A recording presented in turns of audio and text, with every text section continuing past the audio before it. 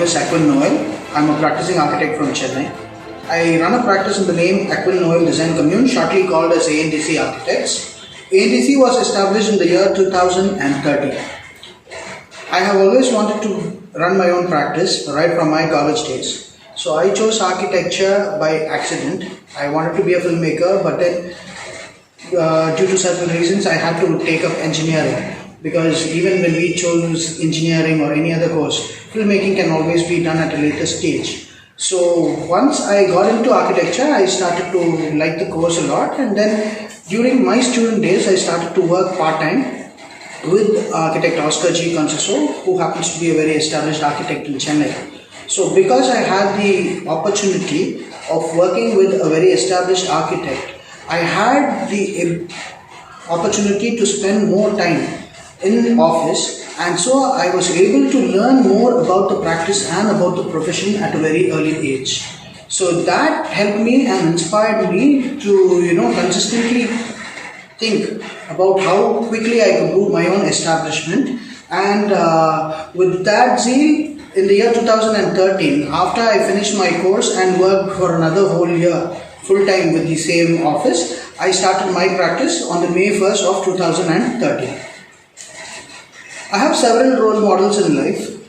So definitely my boss, with whom I learned first, he is a role model. Then I see a lot of other architects throughout the country and internationally as role models, wherein they are the stalwarts of the profession, and we get to learn a lot from them. So architecture is a balance between engineering and art. So one person should know clearly where to draw the line between functional utility and the aesthetics. And he also needs to know how to strike a balance between the two. So all of this, rather than reading it from books and learning it from books, by referring to the work done by several masters of this profession, it was easier to learn, understand and comprehend how to do architecture. So that way, a lot of architects, stalwarts of this profession, are my role models. To be very specific, I like architect Karan Singh Grover's work a lot, architect Christopher Benja's work a lot, architect B.V. Doshi's work a lot, and the legendary architect Charles Correa sir. So reading books of theirs, referring to their own work which they have done, visiting the projects that they have done, all these have inspired me as an architect, and I'm hoping that someday I get a good opportunity and I serve good enough to that opportunity and to do a landmark building. As a young entrepreneur, when I started, I had a lot of dreams, but we did not have a very conclusive guidance. So I didn't know how to take practice forward. As a student, I used to participate in several competitions, learn from competitions by competing with a lot of other people from a lot of other colleges and so on. And in fact, working part-time, I was also able to understand what happens in the profession, how to run a practice in terms of its technicality and all that, what to do when there is an issue or trouble at a construction site, and all these technical things we were able to learn. But on the financial front, we weren't educated much. Let it be from the office or let it be from the institutions. We don't learn how to run a business. So what happened is, when we started business, had to learn a lot the hard way. So let it be about creating financial debts, or how to actually keep our team paid when we didn't get paid by the clients, and several other challenging factors. It all came along, but then there are no regrets. Everything was a lesson. And mainly, any business, it would suffer through a lot of dark phases. Without going through dark phases, no business can establish successfully. And architectural practice also has these ups and downs. So through these ups and downs, initially it was very difficult.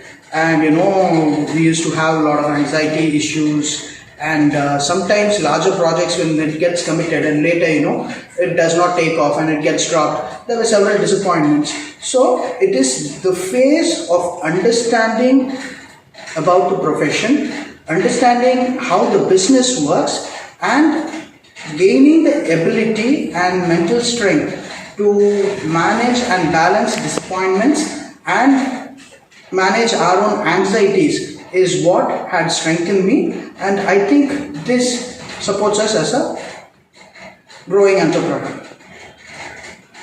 Never take anything very personal. Business, entrepreneurship, it is like a game. So you have to know the rules. You have to know the rules in and out. But it is not necessary that you have to know everything about a game when you start it. It is like a game. So when you start, little by little you learn. And you learn mostly through the mistakes that you do rather than the books that you read. So it is always the little bitter experiences and little hardships that tunes you into a much refined person. So like there's a saying, a ship is always safe at the harbor when it is anchored, but that is not what a ship is built for. The ship has to go through the rough sea, sail through it, and then get its name for glory. So I think it is that competitive spirit, the ability to take up challenge and stay motivated is what will help us succeed as businessmen. And most importantly, focus and consistency. Without focus, we cannot do anything, because whatever given to us, let it be a small opportunity, let it be a larger opportunity, we never know. Through a very small opportunity and how we deliver and show our skill set in a small opportunity, we might get a very large opportunity. So how well we are able to consistently focus onto the work that we do will take us to places. And by the other terms of consistency, it is about giving your best, giving your effort on a continuous basis. Assume it's going to take 5 to 10 years for you to establish successfully in your business or in your entrepreneurial venture. You cannot sit through 4 years and 11 months and work hard for 1 month and expect that you've been here for 5 years and you've slogged for 5 years and you need to see results. No, it doesn't happen that way. Rather, you work consistently every single day, you learn and you update yourself every single day, you do the best for your own self every single day, whether or not you are able to see results. Whether or not you are getting results, even if it is very disheartening, you still have to have the mental ability, the willpower and the grit to stay, try harder every day, work harder to update you every day, and wait for the right opportunity.